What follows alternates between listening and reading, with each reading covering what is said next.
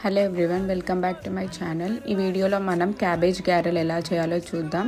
క్యాబేజ్ని చిన్న ముక్కలుగా కట్ చేసుకొని వాటర్లో కడిగి ఒక గిన్నెలోకి తీసుకోండి. ఇప్పుడు కొంచెం బియ్యం పిండి, సాల్ట్, కారం, పసుపు, కొంచెం గరం మసాలా, ధనియాల పొడి, అల్లం వెల్లుల్లి పేస్ట్ వేసి బాగా కలుపుకోవాలి. కొద్దిగా కలుపుకుంటూ కావాలంటే బియ్యం పిండి యాడ్ చేస్తూ కొంచెం వాటర్ యాడ్ చేస్తూ బాగా కలుపుకోవాలి. వీడియోలో చూపిస్తున్నట్టు కలిపి పెట్టుకోండి. ఇప్పుడు ఒక గిన్నె తీసుకొని ఆయిల్ వేడి చేసుకోవాలి. ఆయిల్ హీట్ అయ్యాక ఇప్పుడు అందులో నుండి కొంచెం ఆయిల్ తీసుకొని ముందుగానే కలిపి పెట్టుకున్న పిండిలోకి యాడ్ చేసుకోండి.